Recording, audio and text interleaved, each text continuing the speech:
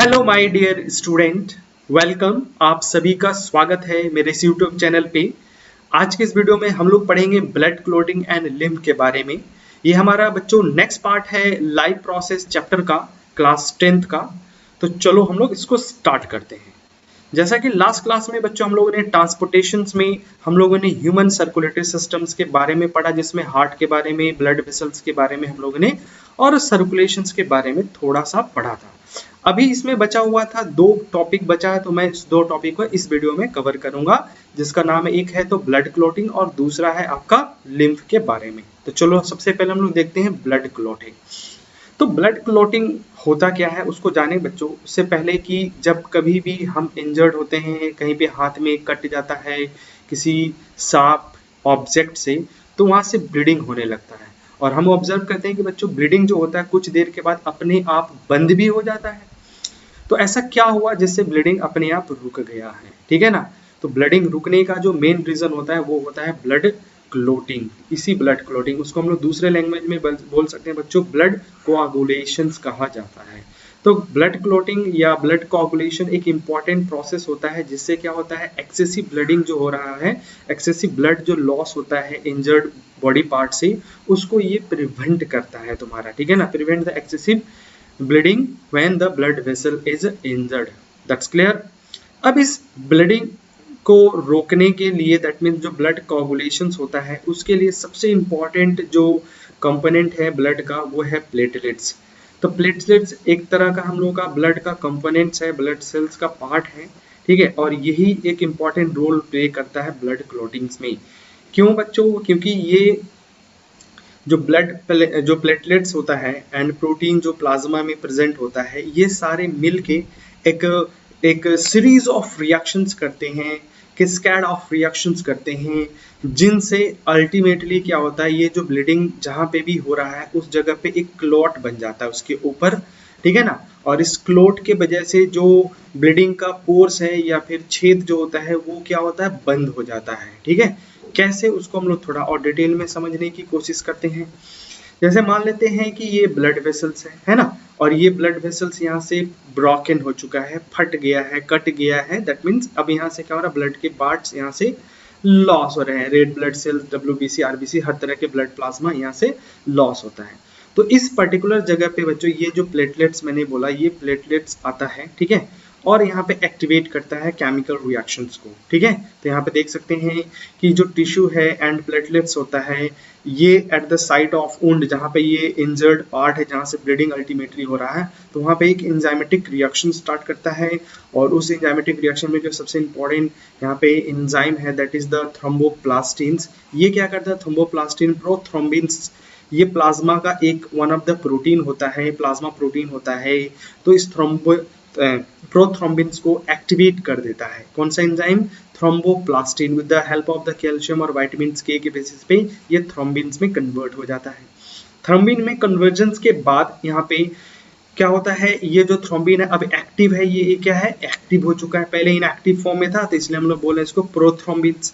अब जब ये एक्टिव हो गया है तो ये क्या करता है, थ्रोम्बिन्स जो है बच्चों, ये फाइब्रिनोजेंस को, ये भी one of the plasma protein है, मतलब कि जो ब्लड है उसमें ये प्रेजेंट होता है एज अ सोलबल प्रोटीन्स के फॉर्म में। अब ये क्या होता है, ये थ्रोम्बिन्स के प्रेजेंस में ये फाइब्रिन्स में कन्वर्ट हो जाता है, that is one of the fibrous like structure होता है फाइब्रिन प्रोटीन्स, और ये पॉलीमराइज्ड होता है।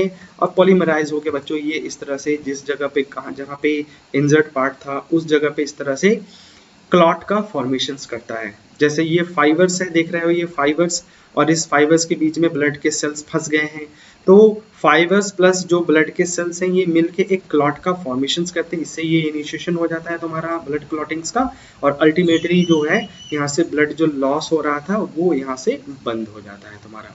तो ये पूरा ओवरऑल प्रोसेस है ब्लड क्लॉटिंग्स का।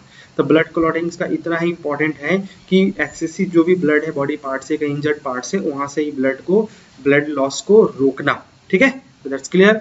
तो ये था ब्लड क्लॉटिंग्स, आपके सिलेबस के लिए इतना काफी है, ठीक है ना। शॉर्ट नोट लिखने आता है तो आप शॉर्ट नोट में इसको आराम से लिख सकते हो, ठीक है। नेक्स्ट टॉपिक है यहाँ पे आपका लिम्फ, ठीक है।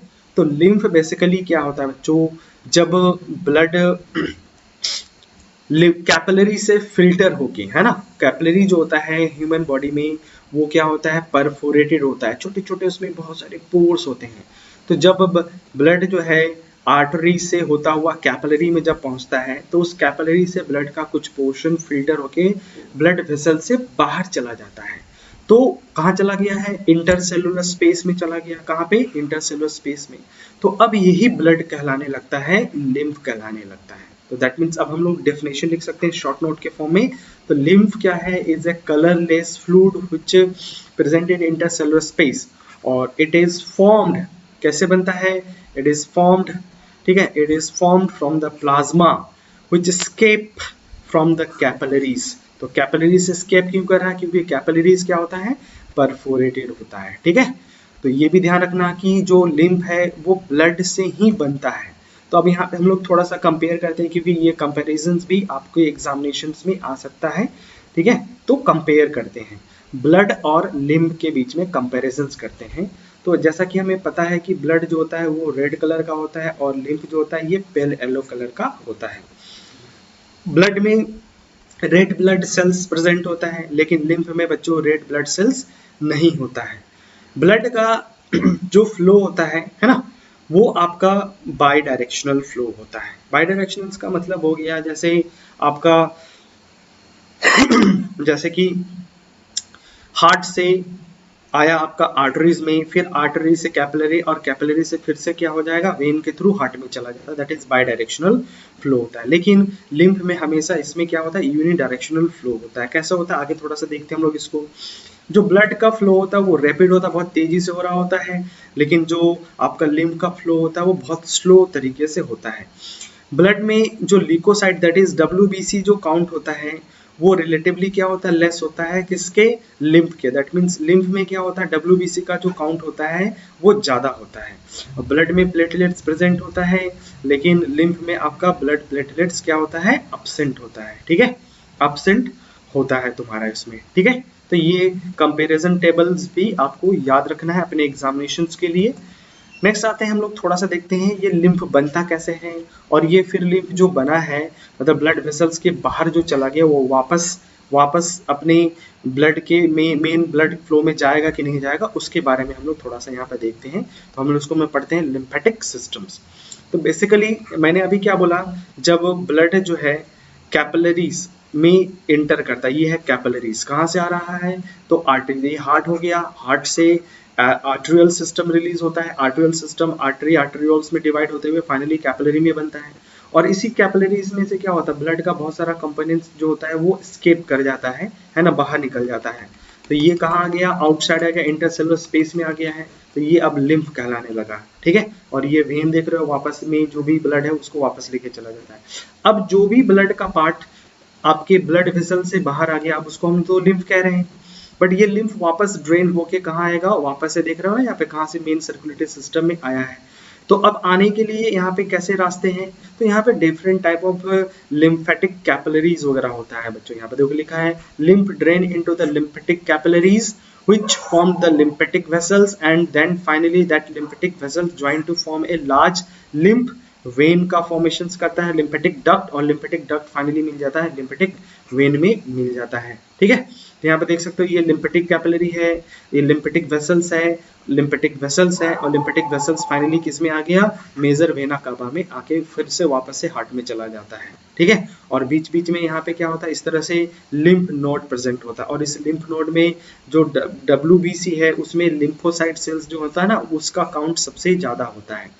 तो अब यहाँ पे हम लोग लिम्फेटिक सिस्टम का फंक्शंस या लिम्फ का फंक्शंस कह सकते हैं। तो लिम्फ का मेन जो काम होता है या लिम्फेटिक सिस्टम का जो मेन काम होता है वो transportation of digested food and क्या करता है, drain excessive fluid from the intercellular space and back into the किसमें, ब्लड में वापस लेके चला जाता है। उसके अलावा जो लिम्फेटिक वेसल्स है, लिम्फेटिक डक्ट है, उसमें क्या बोला, लिम्फोसाइट सेल्स एक सेल्स होता है, WBC RBC जैसे होता है ना, उस तरह से WBC का वन ऑफ द सेल्स होता है। ये वापस कहाँ चला जाएगा, सॉरी वापस बोला हूँ, ये एक फेगोसाइटिक सेल्स होता है, और ये क्या करता है, किल द जर्म्स या जो भी डेड और डैमेज सेल्स होता है उसको ये खा जाता है, उसको सफाया कर देता है। दैट मीन्स ये क्या कर रहा है, हम लोग को प्रोटेक्ट करता है, बॉडी को प्रोटेक्ट करता है, दैट मीन्स प्रोटेक्टिव नेचर का हो गया तुम्हारा। कह सकते हो कि जो लिम्फोसाइट सेल्स है एक तरह का क्या है, इम्यून सिस्टम का कंपोनेंट होता है। तो कोई अगर मान लो फेगोसाइटिक सेल्स, सॉरी फेगोसाइटिक बोले, इस मान लो कोई अगर मान लो पैथोजेनिक सेल्स हमारे बॉडी में घुस गया है तो लिम्फोसाइट सेल्स को खा जाएगा। और लिम्फोसाइट सेल्स मेनली किस में मिलता है, लिम्फेटिक सिस्टम में मिलता है। तो ये लिम्फेटिक सिस्टम का ही फंक्शंस हो गया, है ना। लिम्फेटिक सिस्टम जो है फैट को ट्रांसपोर्टेशन के लिए सबसे बेटर माना जाता है, और बॉडी में जो भी मतलब एक्स्ट्रा सेलुलर फ्लूइड में जितना एक्सेस फ्लूइड होता है उन सबको वापस से सर्कुलेटरी सिस्टम में लेके आता है, ठीक है। तो ये था हम लोगों का बच्चों लिम्फेटिक सिस्टम्स के बारे में। आपको ये वीडियो कैसा लगा है, ठीक है, कमेंट करके जरूर बताना। वीडियो अच्छा लगा हो तो लाइक करिएगा, अपने फ्रेंड्स के साथ शेयर करिएगा, और अगर मेरे चैनल पे नए हैं तो चैनल को सब्सक्राइब करिएगा, ठीक है। मैं इसी तरह का आपके लिए अच्छे अच्छे वीडियो बना के लेकर आऊँगा कि ताकि आपका बोर्ड में 10th क्लास के बोर्ड में आपके मार्क्स अच्छे आए, ठीक है। तो अच्छे मार्क्स के लिए मेरे साथ बने रहिए, ठीक है। चलो मिलते हैं नेक्स्ट वीडियो में, तब तक के लिए बाय बाय बच्चों।